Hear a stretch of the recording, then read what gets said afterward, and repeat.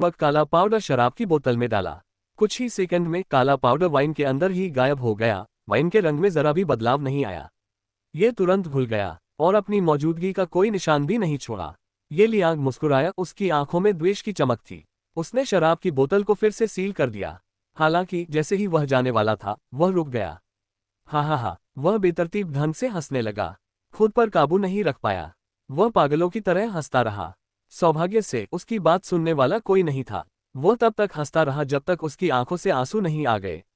काफी देर बाद उसने हंसना बंद किया। यह शापित दंड, उसने अपनी उम्र पहुंचते हुए मन ही मन कोसा। ये सुनिश्चित करने के बाद कि कुछ भी जगह से हटकर नहीं दिख रहा है, वह हितेश के पास वापस आ गया। इस बीच नीचे लड़ाई जारी थी। नौशिश यो को एहसास हो गया था कि हितेश वास्तव में जहाज से उनका समर्थन कर रहा था। उन्हें बस इतना करना था कि वे संप्रदाय में अपना रास्ता बना लें। बाकी सब कुछ युद्धपोत द्वारा संभाला जाने वाला था। जैसे जैसे वे ज्यादा लोगों को मारते गए, वे इसके आदी होते गए। वे इतनी क्रूरता से लड़ते थे कि वे खुद भी हैरान रह जाते थे। प्रत्येक गिरते शत्रु के साथ उनका आत्मविश्वास बढ़ता गया, जबकि असुर संप्रदाय की सुरक्षा व्यवस्था ध्वस्त होती गई। हितेश अभी भी आराम से बैठी हुई संतुष्ट मुस्कान के साथ अराजकता को देख रही थी। ये तो बहुत ही शानदार शो है, उन्होंने अपने गिलास में शराब घुमाते हुए कहा। ये लियांग हाथ में शराब की बोतल लेकर आया। वह चुपचाप हितेश के बगल में खड़ा था, बस उसके एक और रिफिल मांगने का इंतजार कर रहा था। वह अधीर होकर और पहले उससे पूछकर हितेश को संदिग्ध नहीं बनाना चाहता था। हितेश ने आखिरी घूंट लिया और गिलास पूरी तरह खाली कर दिया। बिल्कुल सही समय है, उन्होंने ये लियांग की ओर अपना गिलास बढ़ाते हुए कहा। ये लियांग ने हितेश के सामने शराब की बोतल खोली और उसे क्रिस्टल ग्लास में डाला। जब हितेश गिलास को अपने होठों के करीब लाया, तो ये लियांग उसे चुपचाप देखता रहा। उसे बस इतना चाहिए था कि हितेश एक घूंट पिए। भले ही जहर उसे मारने में असफल रहा हो, फिर भी यह उसे कमजोर कर सकता है और उसके लिए अपनी क्यूई का उपयोग करना असंभव बना सकता है। इतना समय उसके लिए हितेश को मारने के लिए पर्याप्त था, जो जहर के कारण एक नश्वर से अलग नहीं था। हितेश ने अपने होंठ गिलास पर रखे और धीरे धीरे उसे ऊपर की ओर झुकाया। ये ल छोटी ही यांग ने अपनी भंडारण अंगूठी से एक खंजर निकाला और जैसे ही जहर का असर शुरू हुआ, उस पर वार करने के लिए तैयार हो गया। जैसे ही शराब हितेश के होठों को छूने वाली थी, वह रुक गया। उसने गिलास वापस नीचे रख दिया और खड़ा हो गया। उसकी आंखें सिकुड़ गईं क्योंकि वह असुर संप्रदाय के अंदर एक बहुत ही खास जगह को देख रहा था। क्या ऐसा नहीं है? वह यहाँ क्या कर रही है? उसे इस समय पूर्वी महाद्वीप में नहीं होना चाहिए। ये लियांग ने देखा कि हितेश ने गिलास वापस टेबल पर रख दिया। उसके चेहरे पर उदासी छा गई। उसे शक हुआ कि हितेश को एहसास हो गया है कि शराब में जहर है। लेकिन हितेश के अगले शब्दों ने उस धारणा को तुरंत दूर कर दिया। मुझे एक क्षण के लिए बाहर जाना है। ऐसा कहकर हितेश जहाज से कूद गया और शराब का गिलास वहीं छोड़ गया। हितेश असुर संप्रदाय के प्रवेश द्वार पर उतरा। उसके कंधों पर एक काला लबादा लटका हुआ था। उसने असुर संप्रदाय के अंदर कदम रखा। उसका पहला कदम ही जमीन पर पड़े खून के धब्बे पर पड़ा। उससे थोड़ी दूर पर एक बुजुर्ग की लाश पड़ी थी। महान बुजुर्ग लियान मुश्किल से बच पाए थे। पिछले आधे घंटे उनके लिए किसी बुरे सपने से कम नहीं थे। उन्होंने संप्रदाय के बहुत से लोगों को मरते हुए देखा था।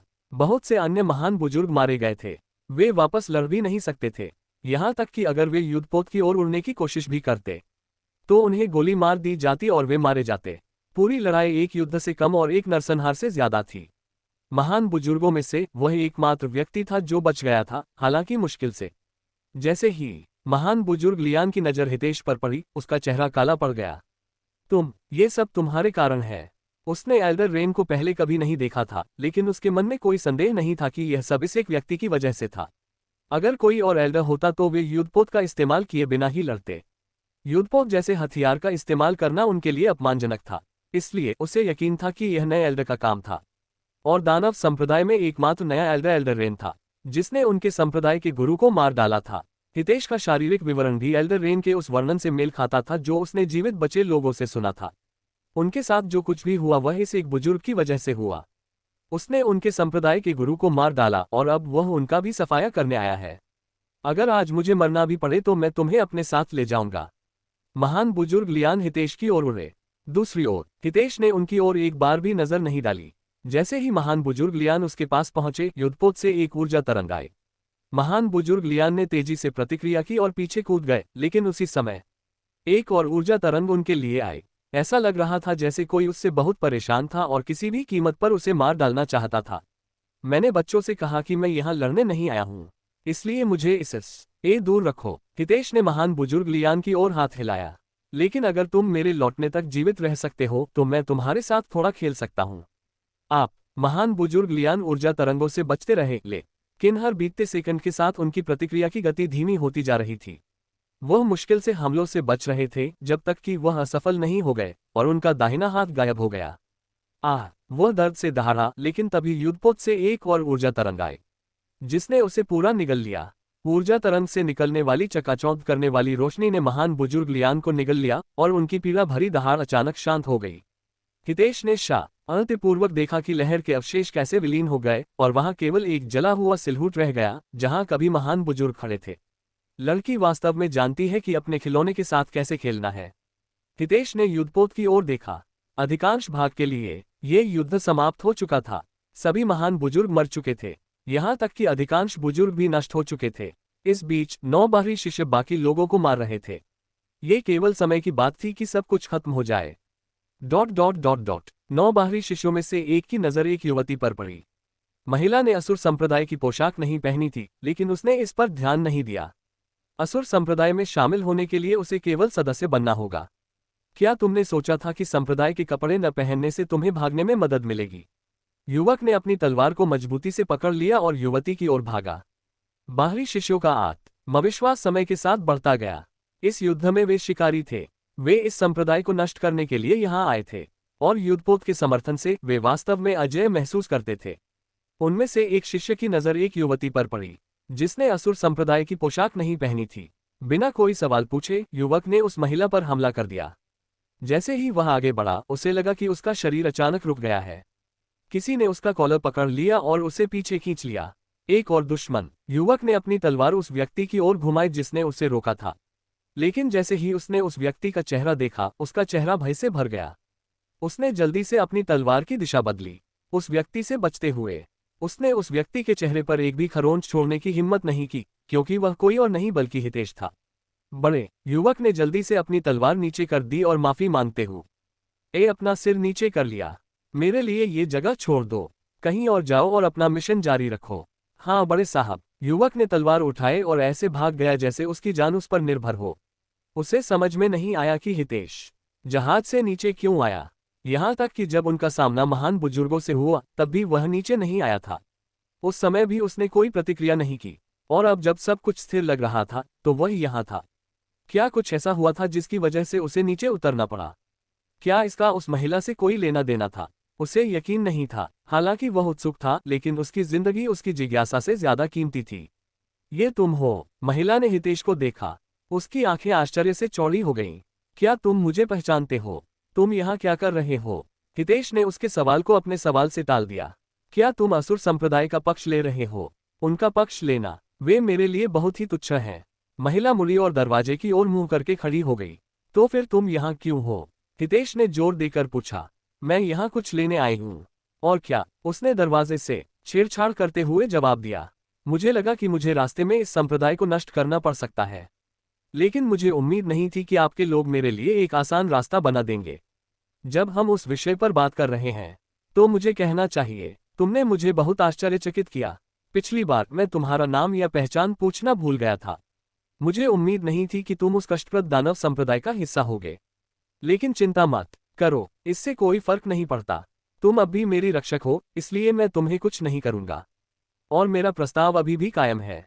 अगर तुम्हें कभी मेरी मदद की जरूरत पड़े तो तुम्हें बस मुझसे संपर्क करना होगा। अजीब बात है, इसमें तो कोई ताला ही नहीं है। आप लोग ऐसी चीजों का इस्तेमाल कैसे करते हैं? वह बुदबुदाए। तो तुम यहाँ असुर संप्रदाय से चोरी करने आए हो? हितेश ने अनुमान लगाया। जहां तक दरवाजे की बात है, वह एक संरचना से सील किया गया है। केवल एक संरचना मास्टर ही इसे खोल सकता है। मैं समझ गई। तो फिर इसे खोलने की कोशिश करने का कोई मतलब नहीं है। मुझे पता होना चाहिए था। महिला ने अपनी मुट्ठी भींच ली और दरवाजा खोलने की कोशिश करने के बजाय उसने संरचना पर मुक्का मारा। उसके मुक्के की ताकत ने चारों ओर सदमे की लहरें फैला दी। गठन को रोका नहीं जा सका, लेकिन पूरा दरवाजा ही टुकड़ों में बिखर गया। क्यों कि वह पीछे की ओर उड़ गई। जब कोई दरवाजा ही नहीं था तो गठन का ताला भी क्या कर सकता था? हितेश को तब कोई आश्चर्य नहीं हुआ जब उसने उसके हमले को देखा या उस हमले में निहित ताकत को देखा। इस लड़की ने मौत के जंगल में अकेले ही जहरीले ड्रैगन से लड़ाई लड़ी थी। उसने तब शक्ति का और भी शानदार प्रदर्शन देखा था। अगर उसने शिकार को नहीं चुराया होता तो वह जहर ड्रैगन को मारने वाली होती। उसने न केवल उसका अवसर चुराया, बल्कि उसने ये लियांग का अवसर भी छीन लिया। मूल रूप से ये लियांग को इस लड़की से मौत के जंगल में मिलना था जब उसे जहर दिया गया था। उसने एक मारक दवा से उसके जहर को ठीक कर दिया था, लेकिन ये लियांग ने ऐसा नहीं किया था। मूल उपन्यास में ये लियांग के पास मारक औषधि नहीं थी, इसलिए वह उपन्यास में इस लड़की के साथ सोया था। सुबह में महिला वास्तव में बहुत गुस्से में थी, लेकिन उसने ये लियांग पर दया की और उसे नहीं मारा। समय के साथ वे एक दूसरे से ज्यादा मिलते रहे और आखिरकार प्रेमी बन गए। हालांकि हितेश ने अपनी हरकतों से उस पूरी कहानी को खत्म कर दिया। उसने उपन्यास में देखी गई इस लड़की से जुड़ा भविष्य बदल दिया था। उसने न केवल उसे येलियांग से मिलने से रोका, बल्कि उसने दक्षिणी महाद्वीप के साथ अपने किसी भी संपर्क को अस्थायी रूप से काट दिया। मेरा नाम सेरा है। पिछली बार मैं अपना परिचय नहीं दे पाई थी। आपका नाम क्या है? लड़की ने हॉल में प्रवेश करते हुए पूछा। ज्यादातर गार्ड और एल्डर्स मर चुके थे, इसलिए उसे रोकने वाला कोई नहीं था, और अगर कोई था भी तो हितेश जानती थी कि वे उसे रोक नहीं सकते। सेरा मिस ट की बेटी थी जो दक्षिणी महाद्वीप का अधिपति था। वह अभी भी छोटी थी और उसने अपनी मां के वंश को भी नहीं जगाया था, लेकिन फिर भी वह बहुत मजबूत थी, सिर्फ अपनी दूसरी वंश की वजह से। असुर संप्रदाय में ऐसा क्या था जिसने आपका ध्यान खींचा? क्या पूर्वी महाद्वीप के खजाने और कौशल दक्षिणी महाद्वीप के लोगों के लिए बेकार नहीं है? हितेश उस लड़की का पीछा करते हुए उस हॉल के अंदर चला गया जो असुर संप्रदाय के खजाने की ओर जाता था। हितेश की बात सुनकर सेरा काफी हैरान रह गई। तुम्हें पता था कि मैं कहां से हूं? मुझे यह उसी क्षण पता चल गया था जब मैंने तुम्हें जहर वाले ड्रैगन से लड़ते देखा था। तुमने कोई मार्शल्स की इस्तेमाल नहीं की, तुमने सिर्फ अपनी रक्तरेखा से मिली कच्ची ताकत का इस्तेमाल किया। क्या तुमने सच में सोचा था कि मैं नोटिस नहीं करूंगी? सेरा को यह एहसास भी नहीं हुआ कि हितेश ने बातचीत का रुख पूरी तरह बदल दिया है। उसने उसे अपना नाम भी नहीं बताया। तुम दानव संप्रदाय से एक बुजुर्ग हो। क्या तुम्हें दक्षिणी महाद्वीप के लोगों से, खासकर नायकों से, नफरत नहीं करनी चाहिए? सेरा को समझ में नहीं आया कि हितेश ने उसकी मदद क्यों की। पहले तो उसने सोचा कि ऐसा इसलिए है क्योंकि वह उसकी पहचान नहीं जानता और उसे लगा कि वह पूर्वी महाद्वीप से है। अब जब उसे एहसास हुआ कि ऐसा नहीं है तो उसकी मदद का मूल्य और भी बढ़ गया। किसी अजनबी की मदद करना दुश्मन की मदद करने से ज्यादा आसान था, और उसने उसके लिए ऐसा किया। हालांकि उसने विरासत को एक कीमत के तौर पर लिया, लेकिन इससे यह तथ्य नहीं बदला कि उसने उसकी जान बचाई। वह चाहता तो विरासत ले सकता था और फिर उसे मार सकता था। वह इससे भी बदतर काम कर सकता था। इसके बजाय वह ये सुनिश्चित करने के लिए वहां रुका कि वह जाग गई है और जाने से पहले सुरक्षित है। मैं महान दानव संप्रदाय का एक बुजुर्ग हूं, लेकिन क्या इससे कोई फर्क पड़ता है? इससे कोई फर्क नहीं पड़ता कि आप किस महाद्वीप से हैं। मैं केवल उन लोगों को मारता हूं जिन्हें मैं मारना चाहता हूं, हितेश ने उत्तर दिया। क्या इसका मतलब यह है कि आप मुझे मारना नहीं चाहते? सेरा ने पूछा। अभी तो नहीं, हितेश ने जवाब दिया, और जब तक तुम मुझे चोट पहुंचाने की कोशिश नहीं करोगे मुझे शक है कि मैं तुम्हें मारना भी चाहूंगा। सेरा ने जवाब में मुस्कुराकर कहा। उसने कोई और सवाल नहीं पूछा। उसके पास पहले से ही वो जवाब थे जिनकी उसे जरूरत थी। वह देख सकती थी कि वह दूसरे बुजुर्गों से अलग था। वह पक्षपाती नहीं था। उसके लिए हर कोई एक जैसा था। उनके लिए कोई पूर्वी या पश्चिमी महाद्वीप नहीं था। वहां केवल दुश्मन, दोस्त और तटस्थ लोग थे। यह मौन काफी देर तक कायम रहा, जो अंततः हितेश के बोलने पर ही टूटा। तुमने अभी तक मुझे जवाब नहीं दिया है। तुम संप्रदाय से क्या चुराने की कोशिश कर रहे हो? मैं तुम्हें तभी बताऊंगी जब तुम वादा करोगे कि जब मुझे यह मिल जाएगा तो तुम इसे मुझसे नहीं चुराओगे, सेरा ने चतुराई से जवाब दिया। हितेश जानता था कि वह चाहकर भी इसे चुरा नहीं सकता। वह जहर के पेंडेंट का इस्तेमाल किए बिना सेरा को नहीं हरा सकता था, और अगर उसने इसका इस्तेमाल किया तो वह मर जाएगी। सेरा को मारना एस्टर को मारने से अलग था। एस्टर उसकी जान के लिए खतरा था, जबकि सेरा नहीं थी। वास्तव में सेरा उसकी भविष्य की योजनाओं के लिए अधिक मूल्यवान थी। वह ये नहीं भूला था कि उसे मिस्ट से कुछ चुराना है। सेरा उसकी योजनाओं की कुंजी थी। ऐसा न कर पाने का एक और कारण भी था, वह ये कि वह अभी परिणामों के लिए तैयार नहीं था। मिस्ट को अपनी बेटी से सबसे ज्यादा प्यार था। ये कहना गलत नहीं होगा कि सेरा मिस्ट से बिल्कुल उलट थी। मिस्ट ने अपनी बेटी को पहले ही चिन्हित कर दिया था। अगर सेरा मर जाती तो उसके हत्यारे को चिन्हित कर दिया जाता। यह ऐसा निशान था जिसे मिटाया नहीं जा सकता था। अगर उसने इस लड़की को मार दिया तो मिस्ट उसे नरक की गहराइयों तक ले जाएगा। जब तक वह अपने लक्ष्य को प्राप्त नहीं कर लेता, वह अधिपतियों को और अधिक परेशान नहीं करना चाहता था जितना कि वह पहले ही कर चुका था। कोई भी खजाना उसके भविष्य की योजनाओं को खतरे में डालने लायक नहीं था। मैं वादा करता हूं, अगर तुम इसे पालोगे तो मैं इसे तुमसे नहीं चुराऊंगा, हितेश ने थोड़ी देर रुकने के बाद कहा। यह एक पुस्तक है जिसका नाम है the art of elemental manipulation. मुझे पता चला कि यह पुस्तक असुर संप्रदाय के पास है, इसलिए मैं इसे लेने यहाँ आई हूँ। सेरा ने हितेश के वादे पर भरोसा करते हुए समझाया। तत्वों के हेरफेर की कला। नाम सुनते ही हितेश के होंठ फड़क उठे। ये वही किताब थी जिसे उसने असुर संप्रदाय की गुरु को मारने के बाद उससे चुराया था। वर्तमान में वह किताब असुर संप्रदाय में बिल्कुल भी नहीं थी। इसके बजाय यह उसके अपने शिष्य के हाथों में महान दानव संप्रदाय में थी। नाम सुनते ही उसके मन में कई सवाल उठे। उपन्यास में वह किताब तब तक असुर संप्रदाय के पास थी जब तक कि इलियांग ने संप्रदाय के वारिस को मारकर उसे नहीं ले लिया। इसका मतलब ये था कि उपन्यास में किताब सेरा ने नहीं ली थी। क्या ऐसा इसलिए है क्योंकि मैंने भविष्य बदल दिया है? ऐसा संभव हो सकता है। जब से मैं इस दुनिया में आया हूं मैंने बहुत सारे काम किए हैं। मैं अभी असुर संप्रदाय को भी नष्ट करवा रहा हूं। अब जब उसने इस बारे में सोचा तो उसने पाया कि भविष्य वास्तव में एक अज्ञात दिशा की ओर बढ़ रहा था। असली उपन्यास में आज ही उसकी मृत्यु हुई थी, लेकिन यहाँ वह बिल्कुल ठीक था। उन्होंने सचमुच अपना अतीत बदल दिया था, लेकिन साथ ही उन्होंने भविष्य भी बदल दिया। मूल उपन्यास में जो कुछ नहीं हुआ था वह उसके चारों ओर हो रहा था। एक सहायक पात्र होने के बजाय वह मुख्य पात्र जैसा कुछ बन गया था। वह जहां भी गया जीवन बदल गया। उसने उसके सिर को हिलाकर रख दिया। मैं क्या सोच रहा हूँ? मैं वास्तव में मुख्य पात्र नहीं हूँ। ये सिर्फ मेरे ज्ञान की बदौलत है कि ऐसी चीजें हो रही हैं। भविष्य जानने का मेरा लाभ धीरे धीरे खत्म हो रहा है, या शायद ये पहले ही खत्म हो चुका है। हम यहाँ हैं। सेरा खजाने के सामने रुक गई जहाँ असुर संप्रदाय के सबसे महत्वपूर्ण कौशल और खजाने रखे गए थे। केवल संप्रदाय के गुरु को ही इस स्थान में प्रवेश की अनुमति थी, लेकिन अब 2 और लोग थे जो प्रवेश की योजना बना रहे थे। मैं सिर्फ एलिमेंटल आर्ट्स की किताब ले लूंगी, आप बाकी सब कुछ ले सकते हैं, उसने दरवाजा तोड़ने की तैयारी करते हुए हितेश से कहा। उसने अपनी मुट्ठी भींच ली और गति पकड़ने लगी। क्या तुम्हें सब कुछ तोड़ना है? हितेश ने लड़की के कंधे पर हाथ रखा और उसे एक तरफ धकेल दिया, जिससे उसकी सारी गति टूट गई। उसने अपनी स्टोरेज रिंग से एक चाबी निकाली और उसे फॉर्मेशन लॉक के अंदर रख दिया। जैसे ही चाबी ने संरचना को छुआ, संरचना का ताला खुल गया। धीरे धीरे दरवाजा खुलने लगा। मैंने महान बुजुर्ग की लाश के पास से चाबी उठाई। ये वैसा ही है जैसा मैंने सोचा था, ये खजाने के लिए थी। हितेश ने जो स्पष्टीकरण दिया वह झूठ से भरा हुआ था। उसे चाबी तब मिली थी जब उसने संप्रदाय के गुरु को मार डाला था। उसने उसे सच नहीं बताया क्योंकि वह नहीं चाहता था कि वह सोचे कि वह पहले भी इस खजाने में प्रवेश कर चुका है। सेरा ने इस बारे में ज्यादा नहीं सोचा। इससे कोई फर्क नहीं पड़ता कि उन्होंने दरवाजा कैसे खोला। महत्वपूर्ण बात यह थी कि दरवाजा खुला था। वह खजाने के अंदर भागी और तुरंत उन अलमारियों की ओर गई जहां कौशल पुस्तकें रखी हुई थीं। इस बीच हितेश खजाने की ओर चला गया। वैसे भी इस जगह की हर चीज उसकी थी। सेरा को सिर्फ एलिमेंटल मैनिपुलेशन की किताब चाहिए थी। उसने उससे वादा किया कि बाकी सब कुछ उसका है। चून की किताब यहाँ नहीं थी, इसलिए वह पहले से ही इस जगह की हर चीज का मालिक बन गया। जब आपको जवाब पता हो तो शर्त लगाना सचमुच मजेदार होता है। हितेश ने असुर संप्रदाय के खजाने में रखे खजानों को खंगाला। उसने एक के बाद एक कलाकृतियों पर पहचान का प्रयोग किया। खजाना उनकी अपेक्षा से कहीं अधिक बड़ा था तथा कलाकृतियों की संख्या भी उससे कहीं अधिक थी।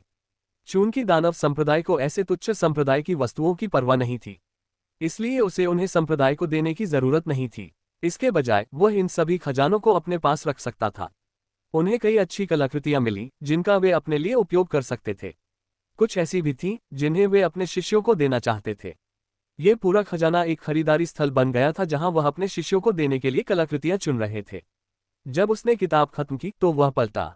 उसने देखा कि सेरा आखिरी किताब दे खा रही थी। उसके चेहरे पर निराशा थी और वह पहले से ही जानता था कि क्यों। फिर भी उन्होंने यह बात किसी को नहीं बताई और पूछा, क्या तुम्हें वह मिल गया जिसकी तुम्हें तलाश थी? ये यहाँ नहीं है। सेरा ने आखिरी किताब वापस रख दी। उसका चेहरा सवालों से भरा हुआ था। एलिमेंटल मैनिपुलेशन की किताब कहाँ चली गई? इसे यहाँ होना चाहिए था। क्या कोई इसे ले गया? क्या तुम्हें यकीन है कि यह पहले यही था? शायद ये सिर्फ एक अफवाह थी। यह कोई अफवाह नहीं थी। आप इतने आश्वस्त कैसे हैं? क्योंकि मेरे पास एक अच्छा स्रोत है। अकादमी में एक प्रोफेसर है। सेरा ने समझाना शुरू किया क्योंकि उसे विश्वास था कि हितेश को उस पर विश्वास नहीं है। ये वही थे जिन्होंने मुझे मृत्यु के वन में विरासत, हानि के पर्वत में विच्छेद की तलवार और असुर संप्रदाय में तत्वों के हेरफेर की पुस्तक के बारे में बताया था। मुझे मौत के जंगल में प्राचीन विरासत मिली, लेकिन तुमने इसे ले लिया। फिर मैं नुकसान के पहाड़ पर गया और विच्छेद की तलवार पाए, और अंत में मैं यहाँ आया हूँ। अब तक उनके शब्द गलत साबित नहीं हुए हैं। इसे यहाँ होना चाहिए था। इसका कोई मतलब नहीं है। विच्छेद की तलवार, ये कैसे संभव है? इसे कुछ महीनों बाद ये लियांग द्वारा लिया जाना था। एक बार फिर भविष्य बदल गया है। हितेश चुप हो गया। वह तलवार की तलवार भी लेना चाहता था, लेकिन वह नुकसान के पहाड़ पर पैर नहीं रखना चाहता था। ये सिर्फ ताकत या कौशल की बात नहीं थी। उस जगह में प्रवेश करना आसान था, लेकिन वहां से बाहर निकलना बहुत मुश्किल था। ऐसा कहा जाता था कि जब तक किसी का भाग्य अच्छा न हो, तब तक कोई अधिपति भी हानि पर्वत को आसानी से नहीं छोड़ सकता था, जो पूर्वी महाद्वीप का एक और निषिद्ध क्षेत्र था। वह पहले से ही जानता था कि उसकी किस्मत कितनी खराब है, इसलिए उसने वहां न जाने का फैसला कर छोटी ईया, वह केवल ये लियांग को उस जगह भेजने और फिर उससे तलवार छीनने की योजना बना रहा था। तो मैं अकेला नहीं था जो भविष्य बदल रहा था। ये परेशान करने वाली बात है। आखिर यह प्रोफेसर कौन है जो दक्षिणी महाद्वीप में रहते हुए पूर्वी महाद्वीप का भविष्य बदल रहा है? हितेश को सिर में दर्द होने लगा था। जैसे ही उसे लगा कि अब सब कुछ ठीक होने वाला है, एक और परेशानी वाली बात घटित हुई। ये प्रोफेसर, उसके पास ऐसा कुछ करने की क्या योग्यता है? मुझे पक्का पता नहीं है। शायद इसका खजाना खोजने से कुछ लेना देना है।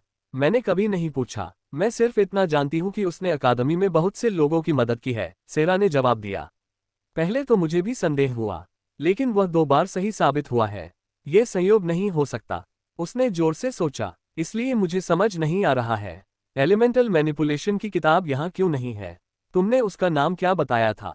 हितेश ने प्रोफेसर पर अपना ध्यान केंद्रित करते हुए पूछा। उसे उस आदमी की पहचान के बारे में बुरा लग रहा था। क्या यह दक्षिणी महाद्वीप के उपन्यास का मुख्य पात्र था, या वह एक और ट्रांसमिग्रेटर था? किसी भी कीमत पर हितेश जानता था कि वह इसे अनदेखा नहीं कर सकता। यह आसान है। उसका नाम है। सेरा ने जवाब देने की कोशिश की, लेकिन बात पूरी होने से पहले ही वह रुक गई। मुझे उसका नाम क्यों याद नहीं आ रहा? उसने उसका नाम सोचने की कोशिश की, लेकिन उसे पता नहीं क्यों वह उसे याद नहीं कर पाए। चाहे उसने कितनी भी कोशिश की, वह उसका नाम नहीं सोच पाए। वह कैसा दिखता था? हितेश ने सवाल बदल दिया। उसकी बुरी भावना और प्रबल हो गई। सेरा अब और भी उलझन में लग रही थी। न केवल उसे उसका नाम याद नहीं आ रहा था, बल्कि वह उसका चेहरा भी याद नहीं कर पा रही थी। उसे यह वाकई अजीब लगा। क्या उसकी याददाश्त में कुछ गड़बड़ थी? वह बाकी सब कुछ याद रख सकती थी। वह हीरो अकादमी के हर दूसरे एल्डर के नाम और चेहरे याद रख सकती थी, लेकिन सिर्फ एक एल्डर ही था जिसे वह याद नहीं कर पा रही थी। उसने अपना माथा रगड़ा। मुझे क्या हो रहा है? मैं उसका नाम या चेहरा क्यों याद नहीं कर पा रही हूँ? बस इतना ही काफी है। मुझे संदेह है कि अगर आप कोशिश भी करेंगे तो भी आप उसे याद रख पाएंगे। यह उसकी रक्त संबंधी योग्यताओं में से एक होगी, जिसके कारण दूसरे लोग उसका नाम और चेहरा भूल जाते हैं जब वे उसे सीधे नहीं देख रहे होते हैं। इसीलिए आपने पहले इस पर ध्यान नहीं दिया। हितेश ने दक्षिणी महाद्वीप को दर्शाने वाला उपन्यास नहीं पढ़ा था। दक्षिणी महाद्वीप के बारे में उसे सिर्फ पूर्वी महाद्वीप के उपन्यास के उन छोटे छोटे हिस्सों से ही पता था जहां उसका जिक्र किया गया था। यही कारण है कि वह एस्टे या हीरो अकादमी के कुछ अन्य शक्तिशाली नायकों के बारे में जानता था, लेकिन किसी ऐसे नायक के बारे में कोई उल्लेख नहीं था जो खजाने को खोजने में मदद कर सके या लोगों को उसके बारे में भूलने पर मजबूर कर सके। या तो वह इतना महत्वहीन था कि किसी अन्य में दिखाई नहीं देता था, या फिर उसके साथ कुछ और चल रहा था। एकमात्र बात जो स्पष्ट थी वह ये थी कि इस बार वह व्यक्ति अन्य महाद्वीपों में अपनी उपस्थिति दर्ज कराने का प्रयास कर रहा था। वह व्यक्ति पूर्वी महाद्वीप का भविष्य बदल रहा था। वह न केवल भविष्य बदल रहा था, बल्कि अपने कार्यों से अपनी भविष्य की योजनाओं को भी बर्बाद कर रहा था। हितेश को यकीन नहीं था कि क्या ये सिर्फ पूर्वी महाद्वीप के साथ हो रहा है। क्या वह दूसरे महाद्वीपों का भविष्य भी बदल रहा था? वह एस्टर से भी बड़ा खतरा था। अपने सीमित ज्ञान के आधार पर हितेश कुछ धारणाएं बनाने में सक्षम था, और इन सभी धारणाओं ने उसके सिर को और भी अधिक दुखाया। क्या तुम्हें उसके बारे में कुछ और याद है? हितेश ने पूछा, और भविष्य में उस व्यक्ति को पहचानने में मदद करने वाले सुराग पाने की कोशिश की। सेरा ने अपनी भौहें सिकोड़ते हुए कोई भी विवरण याद करने की कोशिश की। वह हमेशा एक लबादा पहने रहता था जो उसके चेहरे को छोड़कर उसके शरीर के अधिकांश हिस्से को ढकता था। जब भी मैंने उसे देखा, उसने दस्ताने भी पहने हुए थे। उसने अपनी पूरी क्षमता के साथ जितना संभव था उतना समझाया। हालांकि उन्होंने काले रंग का लबादा पहना हुआ था, लेकिन उनके दस्ताने पूरी तरह सफेद थे। उनकी आवाज भी बहुत शांत और आश्वस्त करने वाली थी। लेकिन मुझे बस इतना ही याद है। दुर्भाग्यवश उससे सकी सामान्य पोशाक के अलावा कोई अन्य जानकारी नहीं मिल सकी। हीरो अकादमी में कई प्रोफेसर थे जो रोब या लबादा पहनते थे। एस्टर भी आखिर ऐसा ही था। हालांकि सफेद दस्ताने वाली चीज ने हितेश को थोड़ा दिलचस्पी दी। तुम उसके बारे में क्यों पूछ रहे हो? क्या तुम्हें भी उसकी मदद चाहिए? सेरा ने हितेश को उसकी उलझन से बाहर निकालते हुए पूछा। हितेश ने सेरा को कोई जवाब नहीं दिया। मदद, उसे यकीन नहीं था। मदद से ज्यादा वह हर उस चीज को खत्म करना चाहता था जो उसके लिए खतरा बन सकती थी। और यह व्यक्ति, वह बिल्कुल वैसा ही था। वह एक खतरा था। यह आदमी, इससे कोई फर्क नहीं पड़ता कि वह ट्रांसमिग्रेटर था या मुख्य पात्र। इससे भी कोई फर्क नहीं पड़ता कि वह उपन्यास में अनजान बना हुआ एक साधारण पात्र था। जो बात सच में मायने रखती थी वह ये थी कि वह खतरनाक था। क्या तुम? हितेश के होंठ खुले और वह लड़की से एक एहसान मांगने के लिए तैयार हो गया। लेकिन इससे पहले कि वह अपनी बात पूरी कर पाता, दरवाजा धक्का देकर खोल दिया गया। बड़े भाई, एक छोटी लड़की अंदर भागी। वह लड़की उन 9 बाहरी शिष्यों में से एक थी जो असुर संप्रदाय का सफाया करने के लिए उसमें शामिल हुई थी। क्या बात है? तुम इतनी जल्दी में क्यों हो? अगर तुम मुझे सिर्फ ये बताना चाहते हो कि लड़ाई खत्म हो गई है, तो तुम्हें ऐसा करने की जरूरत नहीं है। मैं पहले से ही ये देख सकता हूँ। हितेश देख सकता था कि विस्फोट बंद हो गए थे। जमीन अब नहीं हिल रही थी। इसका मतलब सिर्फ यही हो सकता था कि लड़ाई खत्म हो गई थी। बाहरी शिष्य सफल हो गए थे। ये बात नहीं है। हालांकि यह सच है कि लड़ाई खत्म हो गई है, लेकिन कुछ और हुआ है। हमें आपकी उपस्थिति की आवश्यकता है। और ऐसा क्यों होगा? हितेश ने थोड़ा उलझन में पूछा। अगर लड़ाई खत्म हो गई थी तो उन्हें उसकी क्या जरूरत थी? उन्हें अब तक जश्न मनाना चाहिए था। एक और युद्धपोत देखा गया है। झंडे पर इसका प्रतीक है। और प्रतीक, कृपया खुद देखें, लड़की ने कहा। वह युद्ध जीतने पर खुश नहीं दिख रही थी। इसके बजाय उसके चेहरे पर उदासी थी।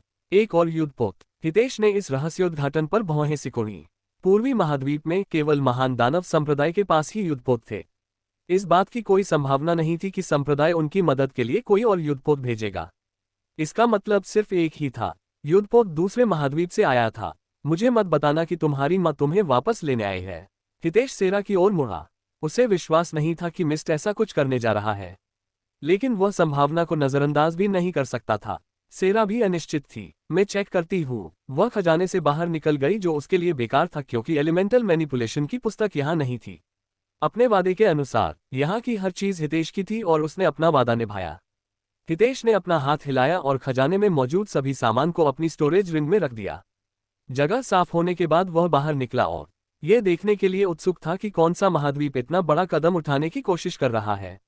हितेश ने इमारत से बाहर कदम रखा और देखा कि एक और युद्धपोत पश्चिम से उनकी दिशा में उड़ रहा है। पूरा जहाज चमकीले दैवीय प्रतीकों से ढका हुआ था, जिससे वह अलग दिखाई दे रहा था। जहां तक प्रतीकों का प्रश्न है, साधारण लोग शायद उस प्रतीक को न पहचान पाए, लेकिन महान दानव संप्रदाय के लोग उस प्रतीक को बहुत अच्छी तरह पहचानते थे। पवित्र चर्च, वे यहाँ क्या कर रहे हैं? हितेश काफी उलझन में था। चाहे ये कितना भी बेतुका क्यों न हो, फिर भी यह समझ में आता अगर मिस्ट ने अपनी बेटी को वापस घर लाने के लिए युद्धपोत भेजा होता। लेकिन ये पवित्र चर्च क्यों था? उसने चारों ओर देखा लेकिन सेरा को कहीं नहीं पाया। क्या वह लड़की भी भाग गई?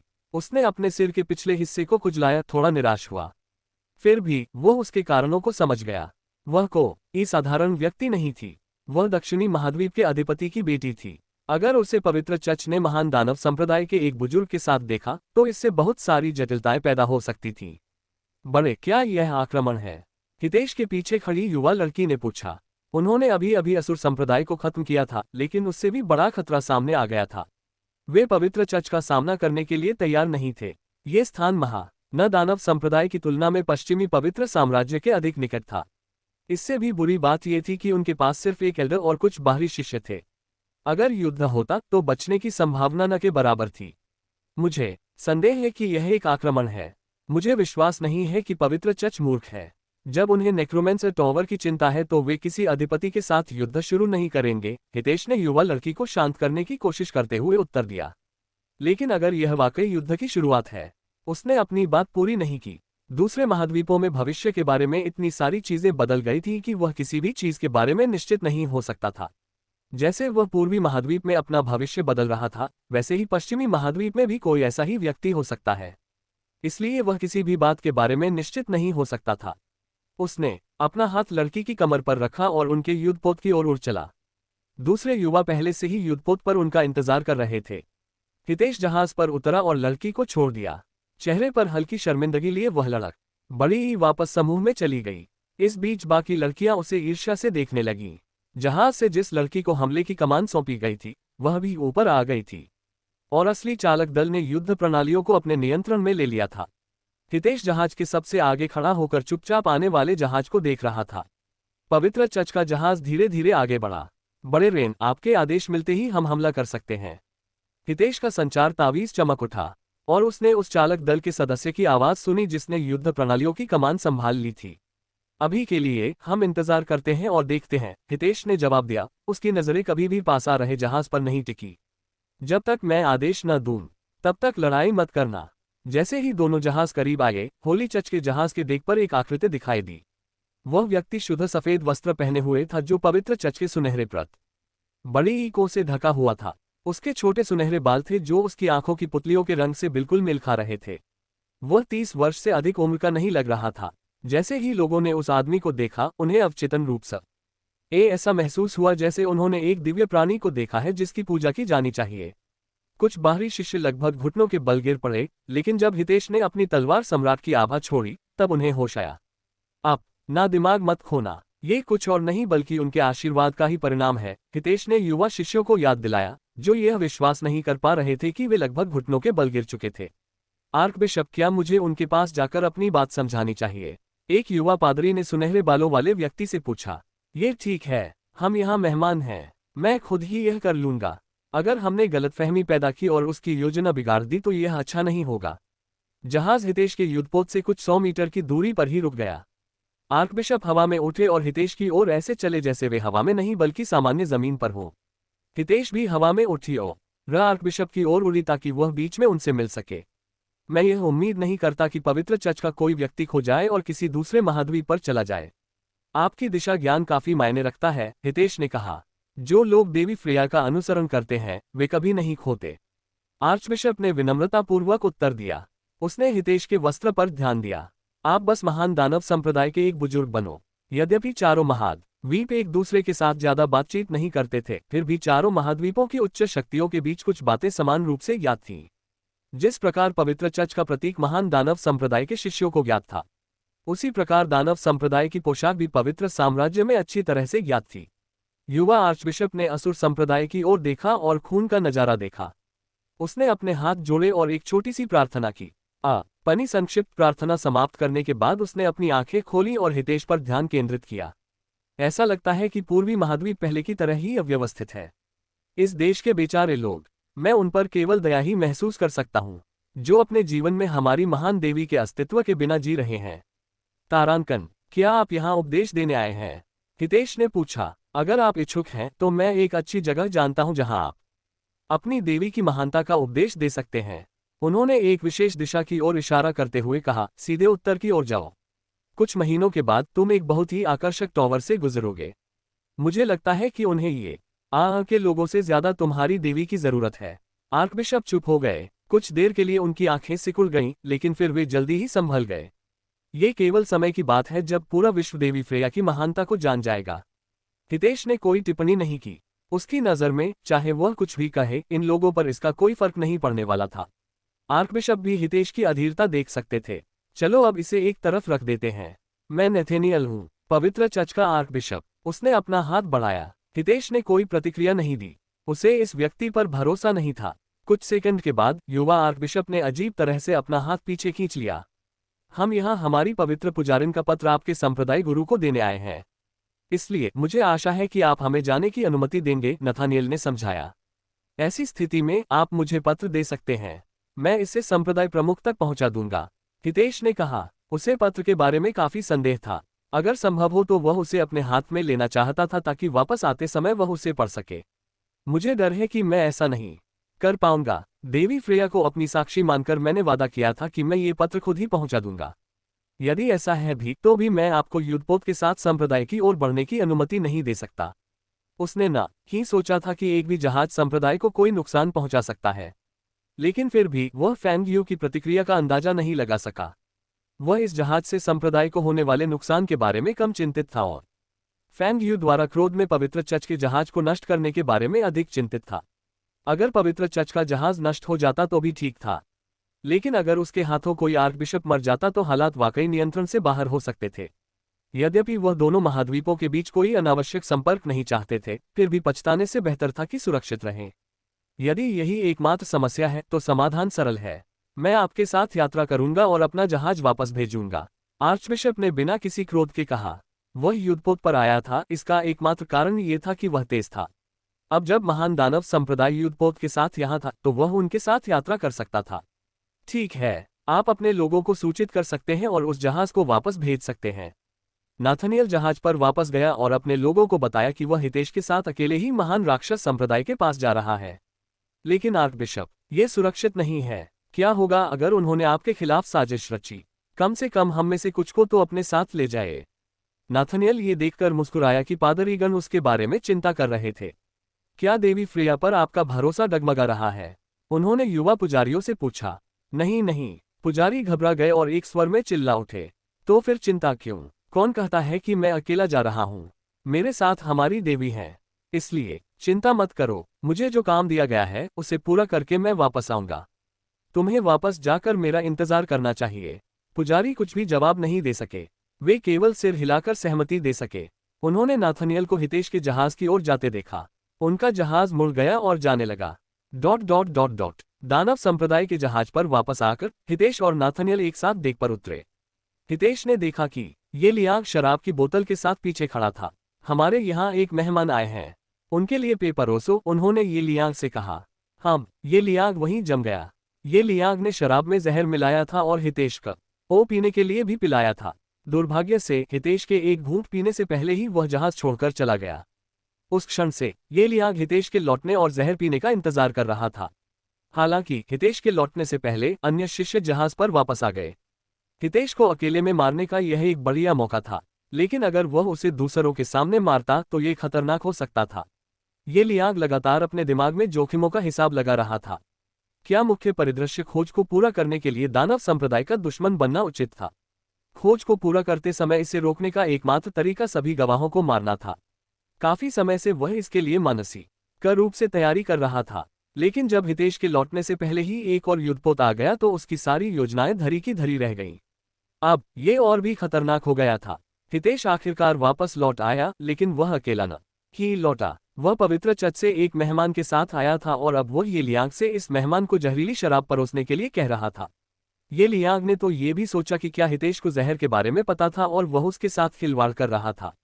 ये लियांग ने सांस ली, उसकी पीठ ठंडे पसीने से भीगी हुई थी। हालांकि वह जानता था कि अब पीछे मुड़ने का कोई रास्ता नहीं है।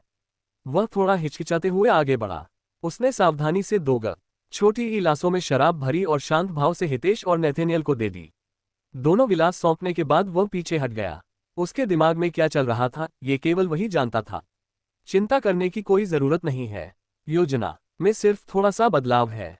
इसका मतलब सिर्फ इतना है कि एल्डर रेन और दूसरे शिष्यों के साथ एक और व्यक्ति मर जाएगा। नहीं, ये और भी बेहतर हो सकता है। संप्रदाय में वापस लौटने के बाद मैं पवित्र चच को दोषी ठहरा सकता हूं। हितेश ने शराब का गिलास अपने हाथ में लिया और संचार ताबीज को सक्रिय कर दिया। हमें हमारे अगले गंतव्य तक ले चलो। युद्धपोत ने अपना मार्ग बदलते हुए नए गंतव्य की ओर बढ़ना शुरू कर दिया। नाथनियल ने शराब का एक घूंट लिया। उसने कभी सपने में भी नहीं सोचा था कि शराब में जहर मिलाया जाएगा। वह ऐसी संभावना पर विचार ही क्यों करेगा? पश्चिमी महाद्वीप और पूर्वी महाद्वीप के बीच इतनी अधिक दुश्मनी नहीं थी। पूर्वी महाद्वीप केवल दक्षिणी महाद्वीप के प्रति घृणा रखता था। इसके अलावा उसे उम्मीद नहीं थी कि दूत को जहर दिया जाएगा। दानव संप्रदाय एक और शक्तिशाली दुश्मन क्यों बनाना चाहेगा जब उनके पास पहले से ही मिस्ट और हीरो अकादमी के रूप में बहुत कुछ था। उसने खाली गिलास नीचे रखा और दूर की ओर देखने लगा। अचानक उसकी भौहें तन गईं क्योंकि उसने देखा कि वे दूसरी दिशा में जा रहे थे। क्या हम दानव संप्रदाय में नहीं जा रहे हैं? दिशा अलग प्रतीत होती है, उसने चिल्लाकर कहा। उसकी आवाज में संदेह की झलक थी। यद्यपि वह कभी दानव संप्रदाय में नहीं गया था, फिर भी वह वहां की सभी दिशाओं को अच्छी तरह से जानता था। हम कुछ दिनों में संप्रदाय में वापस आ जाएंगे, हितेश ने शांति से उत्तर दिया। लेकिन उससे पहले हमें कुछ और जगहों पर जाना होगा।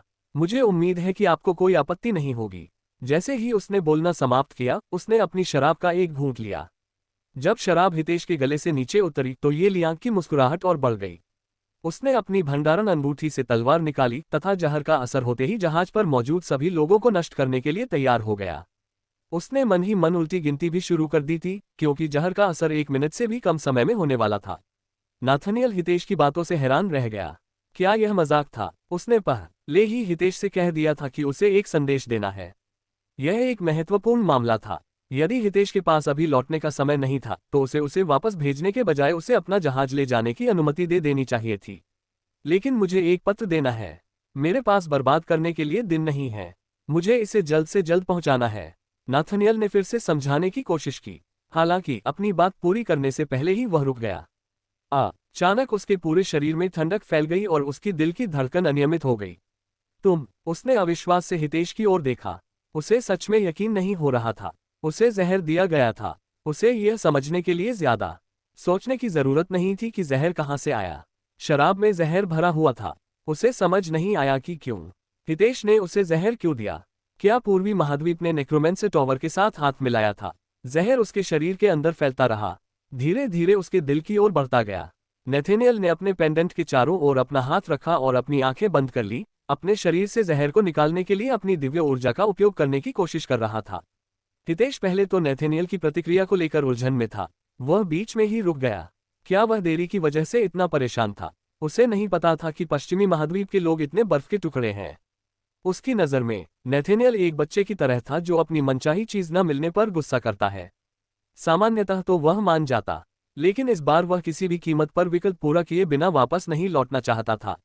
वह किसी भी कीमत पर हेल्स पास को इनाम के तौर पर नहीं देना चाहता था। भले ही उसे हेल्स पास का असली मूल्य समझ में न आता हो, लेकिन उसे यकीन था कि इसका उत्तरी महाद्वीप की किताब से कुछ लेना देना है। केवल इसी कारण से यह उसके लिए सबसे बहुमूल्य पुरस्कार बन गया जिसे वह छोड़ नहीं सकता था। आपको इतना परेशान होने की जरूरत नहीं है। इससे यात्रा में बस कुछ दिनों की देरी होगी। हम कुछ दिनों में संप्रदाय तक पहुंच जाएंगे। दूसरी ओर, अगर आपको हवाई जहाज से जाना है तो आपको कुछ हफ्ते लगेंगे। इसके अलावा मैं यह नहीं मानता था कि वह पत्र जीवन मरण का मामला है। यदि ऐसा होता तो आपकी जगह किसी कार्डिनल को भेजा जाता। उन्होंने समझाने की कोशिश की। दुर्भाग्यवश उन्हें जल्द ही पता चल गया कि आर्कबिशप की अजीब प्रतिक्रिया का कारण यह नहीं था। हितेश आर्कबिशप नाथनियल की प्रतिक्रिया से उलझन में था, लेकिन जल्द ही उसे जवाब मिल गया। जैसे ही उसने जवाब देखा, उसके चेहरे पर उदासी छा गई। ऐसा इसलिए नहीं था कि उसके शरीर में कुछ गड़बड़ थी, बल्कि ऐसा इसलिए था क्योंकि उसने अपने सामने एक नोटिफिकेशन देखा था। रॉयल सी ड्रैगन ब्लडलाइन ने मध्य स्तरीय जहर को बेअसर कर दिया है। जैसे ही हितेश ने अधिसूचना देखी, उसे सब कुछ समझ में आ गया। रॉयल सी ड्रैगन ब्लडलाइन पहले से ही एक बेहतर ब्लडलाइन थी। इसके फायदों में से एक ये था कि यह ज्यादातर जहरों से सुरक्षित थी। इस दुनिया में अभी भी ऐसे जहर थे जो रॉयल सी ड्रैगन को मार सकते थे, जैसे कि उसके जहर के पेंडेंट में रखा जहर। हालांकि इस तरह के जहर मिलना मुश्किल था, इसलिए ये गलत धारणा थी कि समुद्री ड्रैगन सभी प्रकार के जहरों से प्रतिरक्षित थे। वास्तव में वे अधिकांश जहरों से प्रतिरक्षित थे। चूंकि हितेश का रक्त वंश भी वही था, इसलिए उसे वही गुण प्राप्त हुए। अगर यह सूचना न होती तो उसे कभी पता ही नहीं चलता कि उसे जहर दिया गया है। यह जहर इतनी कुशलता से काम करता है, उसे यह समझने में देर नहीं लगी कि उसे जहर किसने दिया है। यह उपन्यास का तथाकथित नायक ही हो सकता है। इस बार मुख्य किरदार ने वाकई उसे धोखा दिया था। ऐसा सिर्फ इसलिए नहीं हुआ क्योंकि उसने उसे मारने की कोशिश की थी, बल्कि इसलिए हुआ क्योंकि उसने उसके साथ मिलकर पश्चिमी महाद्वीप के एक आर्कबिशप को मारने की कोशिश की थी। हितेश मूर्ख नहीं था जो ये सोचता था कि आर्कबिशप सिर्फ मध्यम स्तर के जहर से मर जाएगा। ये लोग किसी से भी ज्यादा लचीले थे। दुर्भाग्य से यही समस्या थी। यह आदमी मरने वाला नहीं था, इसके बजाय वह जीवित रहने वाला था और उसे दोषी ठहराने वाला था। कौन अपने समझदार दिमाग से यह मानेगा कि एक साधारण शिष्य ने उसे खुद ही जहर दे दिया, जबकि उसे ऐसा करने का आदेश नहीं दिया गया था। अगर वह इसे ठीक से नहीं संभालता तो यह वाकई सिरदर्द बन सकता था। फिलहाल मुख्य किरदार से निपटने की तुलना में आर्कबिशप से निपटना ज्यादा महत्वपूर्ण था। आर्कबिशप ने अपना अंगूठा काट लिया, जिससे उसके अंगूठे से खून बहने लगा। उसके अंगूठे से खून निकला, जिसमें उसके शरीर के अंदर जमा हुआ सारा जहर था। काला खून फर्श पर गिर गया। हितेश ने भी ज्यादा इंतजार नहीं किया। उसने भी अपनी छाती पकड़ ली, जमीन पर गिर पड़ा, उसका चेहरा पीला पड़ गया। अब समझ गया था कि वह अपनी प्रतिष्ठा बचाए और युद्ध को रोके, और ऐसा करने का एकमात्र तरीका था कि वह पुरस्कार योग्य अभिनय करे, जैसा उसने अपने दूसरे शिष्य के सामने किया था। बड़े साहब, एक युवा बाहरी शिष्य हितेश की ओर दौड़ा। उसकी आवाज घबराहट से भरी हुई थी और इतनी ऊंची थी कि उसने सभी का ध्यान अपनी ओर खींच लिया। नाथनियल की सांसें अभी भी तेज चल रही थी जब वह हितेश की ओर मुड़ा। उसे ये देखकर आश्चर्य हुआ कि हितेश भी जमीन पर गिर गई थी। अब उसे याद आया कि हितेश ने भी वही शराब पी थी। अगर उसने उस शराब में जहर मिलाया था तो वह भी क्यों पिएगा? ये तभी समझ में आता है जब उसने पहले कोई मारक दवा ली हो। लेकिन अगर ऐसा होता तो वह इस तरह क्यों गिरता? वह देख सकता था कि बहुत सी बातें समझ में नहीं आ रही थीं। अगर हितेश वास्तव में उसे मारना चाहता था तो वह उस पर तब हमला कर सकता था जब वह जहर हटाने की कोशिश कर रहा था। उस समय वह सबसे कमजोर था। हितेश ने उसे मारने की कोशिश नहीं की। इसका मतलब ये था कि वह उसे मरना नहीं चाहता था। इसके बजाय उसे जहर से चोट लगी थी। क्या इसका मतलब ये था कि इस जहर का लक्ष्य वह नहीं बल्कि हितेश था? कोई हितेश को मारने की कोशिश कर रहा था और वह बीच में ही फंस गया। लेकिन महान दानव संप्रदाय के एक बुजुर्ग के साथ ऐसा करने की हिम्मत कौन कर सकता है? क्या ये संप्रदाय के अंदर प्रतिद्वंद्विता के कारण था? लगता है उसे जहर दिया गया है। अगर आप में से किसी के पास कोई दवाई है तो उसे दे दो, नेथेनियल ने कहा। वह हितेश से व्यक्तिगत रूप से नहीं मिला क्योंकि वह गलतफहमी पैदा नहीं करना चाहता था। यह ए लियांग चुपचाप सब कुछ देख रहा था। अंदर ही अंदर वह काफी चिढ़ा हुआ था। ये समय इतना गलत क्यों था?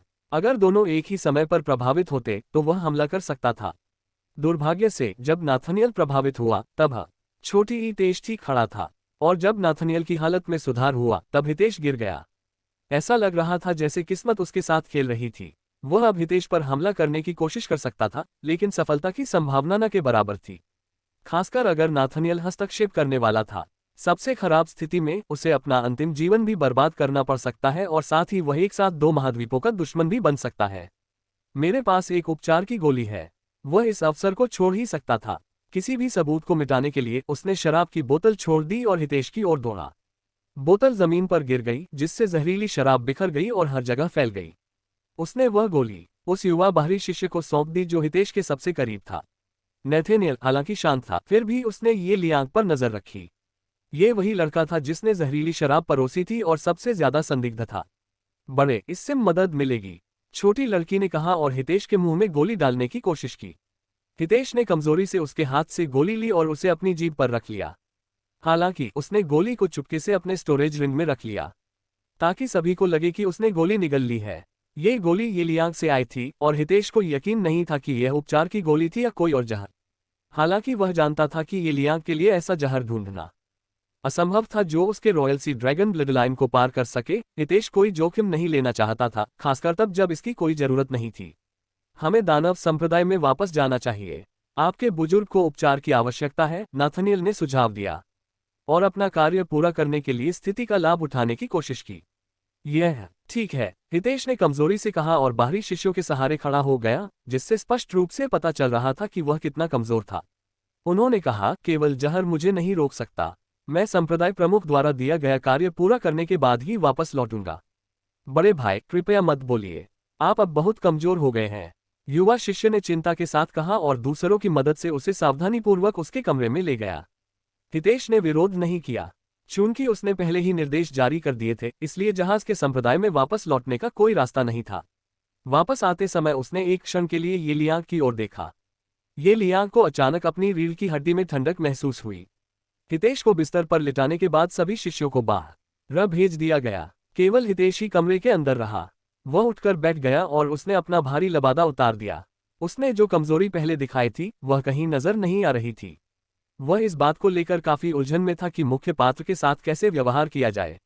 मुख्य पात्र से निपटने का एकमात्र तरीका उसे संदेहास्पद बनाए बिना उसके अंतिम जीवन रक्षक खजाने का उपयोग करना था। हालांकि यही बात उसे सबसे अधिक उलझन में भी डालती थी। ये कुछ ऐसा था जिसका जवाब उसके पास भी नहीं था। जैसे ही मुख्य पात्र वास्तव में मरने वाला था, उसका सिस्टम उसे अज्ञात स्थान पर भेजने के लिए इन्वेंट्री में रखे खजाने का उपयोग करने वाला था। इसे रोकने का एकमात्र तरीका यह था कि मुख्य पात्र उस चीज को अपनी इन्वेंट्री से बाहर निकाले और फिर उसे उससे ले ले। हालांकि ये कहना जितना आसान था, करना उतना ही मुश्किल था। ये लियांग ने न केवल अपने शिष्य को मारने की कोशिश की, बल्कि उसने उसे मारने की भी कोशिश की। ये स्पष्ट था कि मुख्य पात्र उसके लिए खतरा बन गया था।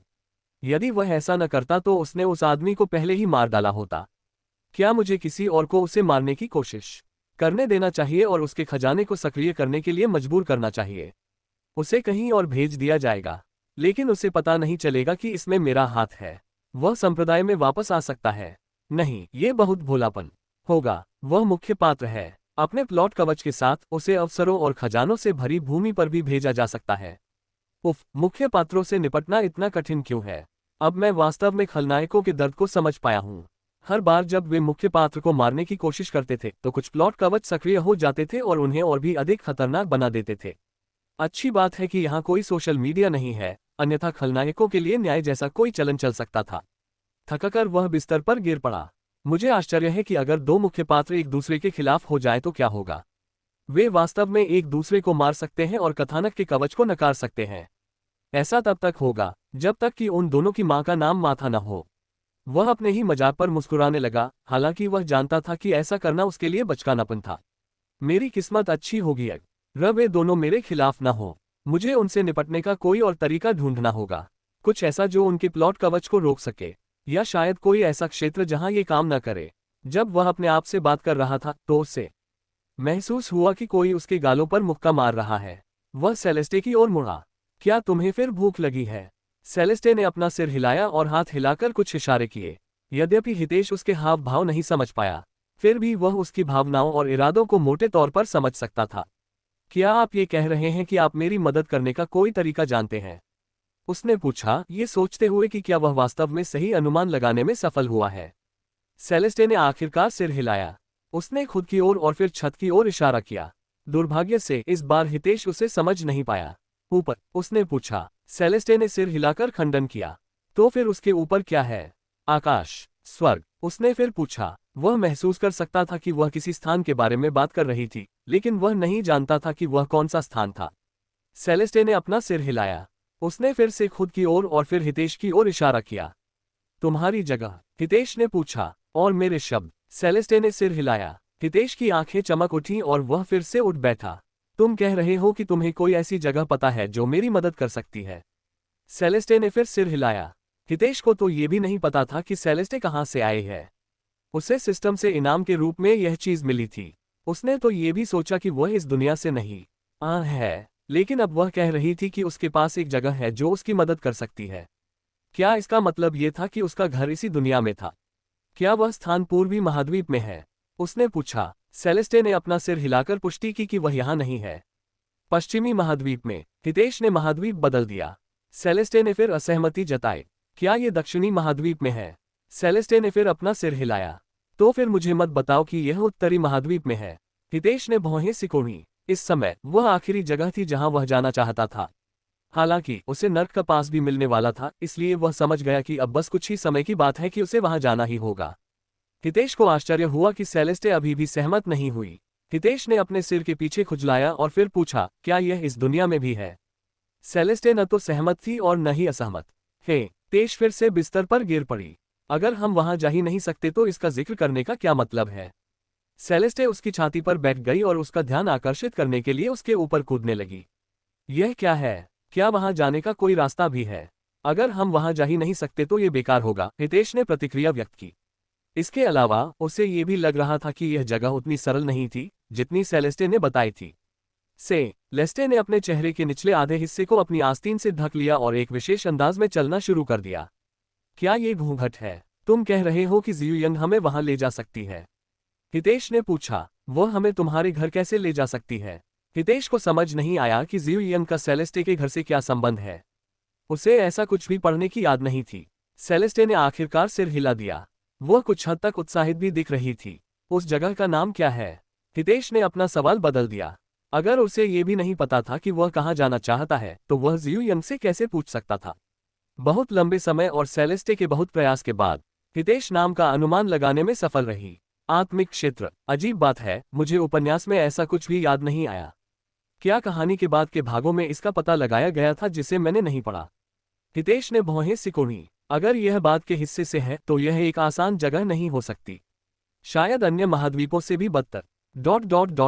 जियुयन एक जानवर मास्टर को उसके कॉलर से घसीटते हुए संप्रदाय में लौट रहा था। लेकिन जैसे ही वह संप्रदाय के पास पहुंची, वह अचानक रुक गई। उसके सामने एक पत्र प्रकट हुआ जो केवल उसकी आंखों को दिखाई दे रहा था।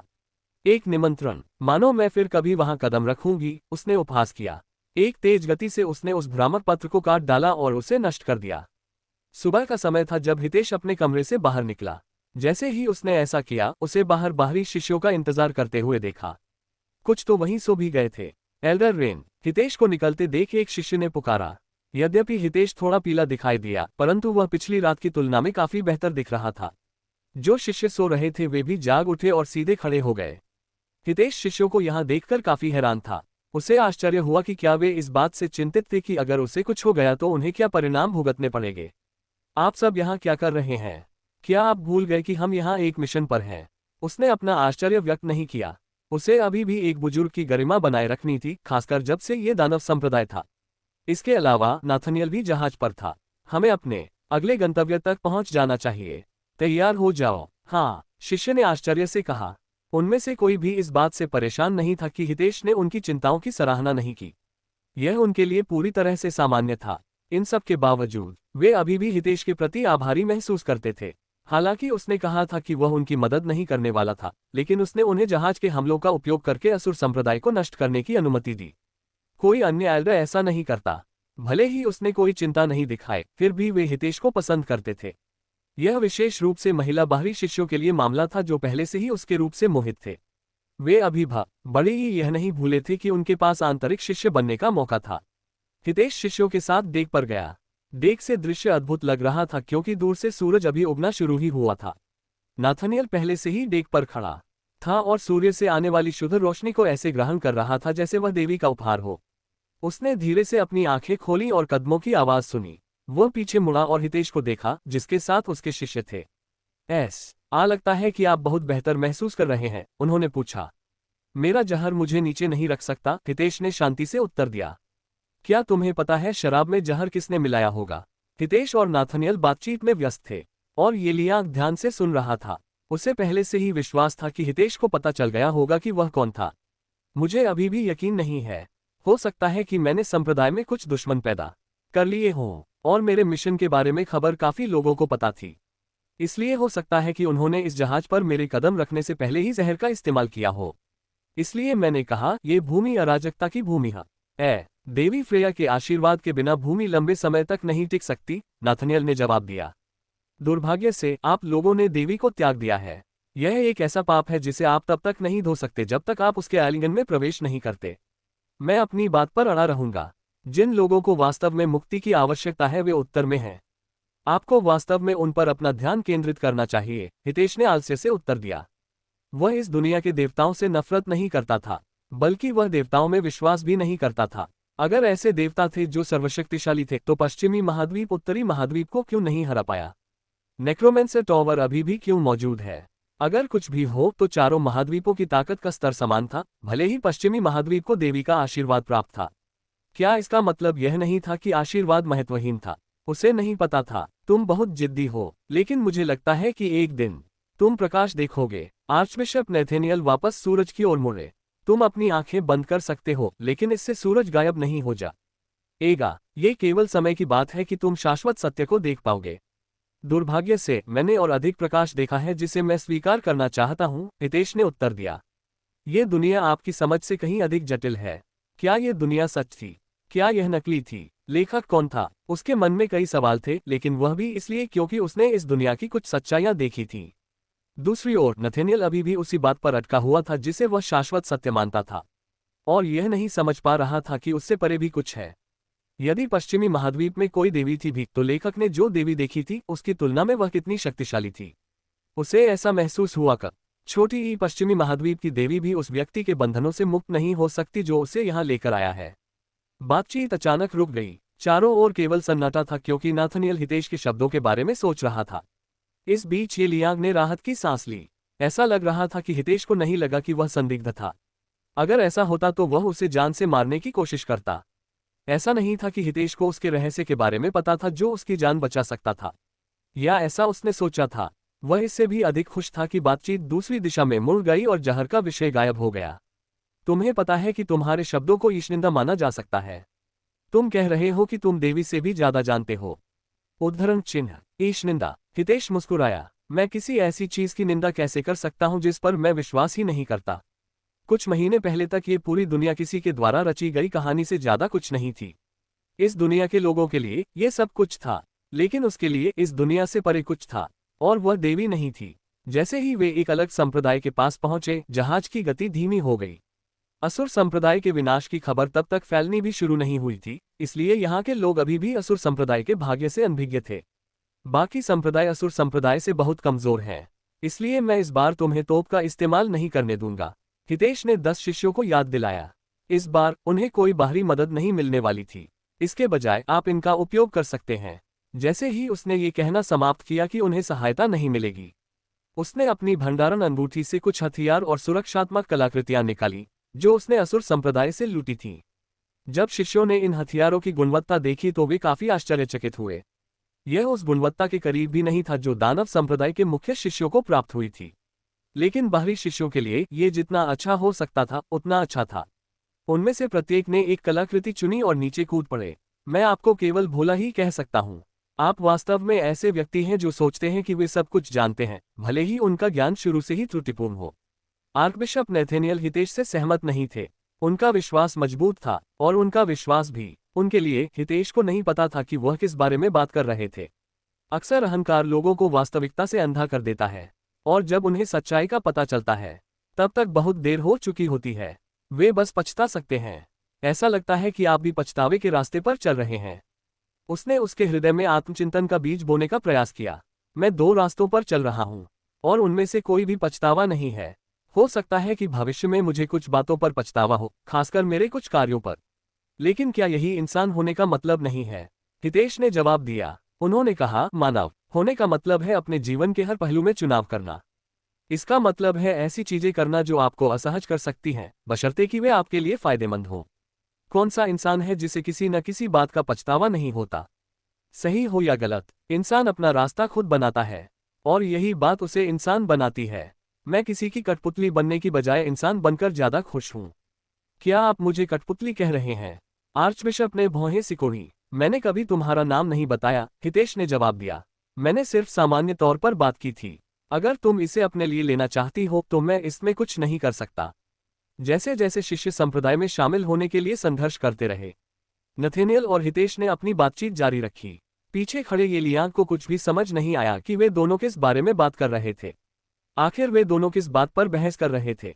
नथानियल की भौहें गहरी हो गईं, लेकिन उसने कुछ नहीं कहा।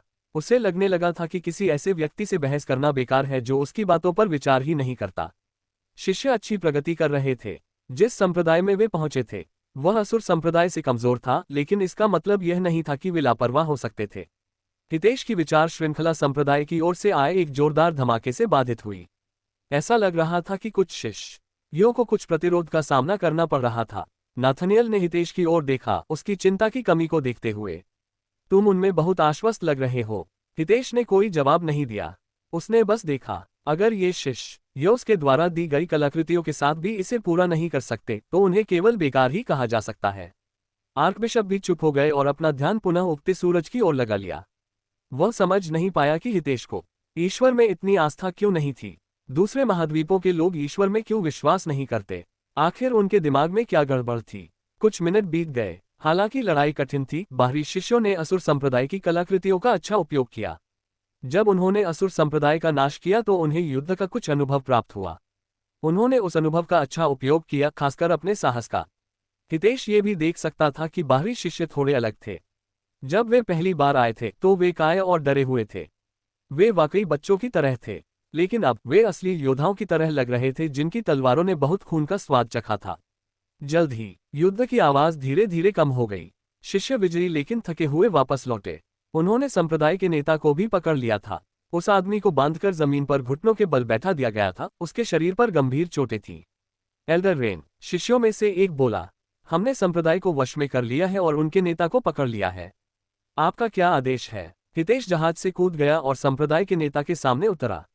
उसने संप्रदाय के नेता की ओर देखा, जो उसे चुनौती भरे अंदाज में घूर रहा था। तुम्हारा नाम क्या है? उसने पूछा। जिन, आदमी ने थूकते हुए कहा, और मैं अपनी जान की भीख नहीं मांगूंगा। हितेश का चेहरा तटस्थ रहा। मुझे भी तुम्हारी भीख मांगने में कोई दिलचस्पी नहीं है। मैं बस ये जानना चाहता हूं कि तुम्हारा खजाना कहाँ है। तुम्हें लगता है कि मैं तुम्हें बता दूंगा? संप्रदाय प्रमुख ने जवाब में उपहास किया। आप मुझे बता सकते हैं और शांति से मर सकते हैं, या मैं आपकी आत्मा को अनंत काल के लिए गुलाम बनाकर उससे पूछ सकता हूं। चुनाव आपका है। हितेश ने संप्रदाय के मास्टर को धमकी दी, जिसका चेहरा आत्मा की गुलामी के उल्लेख पर पीला पड़ गया। उसने सुना था कि दानव संप्रदाय में एक महान बुजुर्ग है जो ऐसा कुछ कर सकता है। उस व्यक्ति ने पहले ही हजारों आत्माओं को गुलाम बना लिया था। कहा जाता है कि मर जाना आत्मा को गुलाम बनाने से क्या बड़ी ही बेहतर है। उसे उम्मीद नहीं थी कि एक साधारण बुजुर्ग भी यही हुनर जानता होगा। उसे नहीं पता था कि हितेश सच बोल रहा है या धोखा दे रहा है, लेकिन वह जोखिम नहीं लेना चाहता था। वह वैसे भी मरने वाला था। इसल छोटी ईए अपनी आत्मा को जोखिम में डालने का कोई मतलब नहीं था। उसने डर के मारे अपना सिर नीचे कर लिया। उसकी आंखों में विद्रोह की भावना खत्म हो गई। उसने हितेश को सब कुछ बता दिया, यहां तक कि खजाना खोलने की विधि भी। अब आप उसे मार सकते हैं, हितेश ने खजाने की ओर जाते हुए शिष्यों से कहा। पूरी जगह लूटने के बाद वह वापस लौटा। वापस आते समय उसे संप्रदाय के गुरु का शव दिखाई दिया। उसे आत्मा को गुलाम बनाने की विधि नहीं पता थी, लेकिन इससे कोई फर्क नहीं पड़ा। उसे पहले ही सब कुछ मिल चुका था। मेरी तुमसे या तुम्हारे संप्रदाय से कोई दुश्मनी नहीं थी। यदि तुम परलोक में हो और किसी को परेशान करना चाहते हो तो फैंगयू के पास जाओ। उसने जहाज पर उड़ने से पहले निर्जीव शरीर से कहा। अगले कुछ दिनों तक महान दानव संप्रदाय का युद्धपोत पूर्वी महाद्वीप के हर तरफ दिखाई देता रहा, और जहां भी ये जहाज दिखाई देता महाद्वीप से एक संप्रदाय गायब हो जाता। कुछ ही दिनों में महान दानव संप्रदाय को छोड़कर महाद्वीप के हर संप्रदाय का नाश हो गया। हितेश ने जहाज पर उतरने से पहले अंतिम संप्रदाय को भी लूट लिया। यदि आपका काम पूरा हो गया है तो क्या हम अंततः दानव संप्रदाय में वापस जा सकते हैं? नथानिएल ने पूछा। इतने दिनों तक इंतजार करने के बाद वह थक गया था। और मैं तो जहाज पर सैर करने की योजना बना रहा था, हितेश ने मजाक में जवाब दिया। जैसे ही नाथनियल गंभीर हुआ, हितेश ने संचार ताबीज का उपयोग किया। हमें संप्रदाय में वापस ले चलो, हमारा काम यही समाप्त हो गया। उसने अपने सामने लगी अधिसूचना स्क्रीन को देखते हुए कहा। चयनित विकल्प पूरा करने पर बधाई, आपको नर्क का पास पुरस्कार स्वरूप दिया गया है।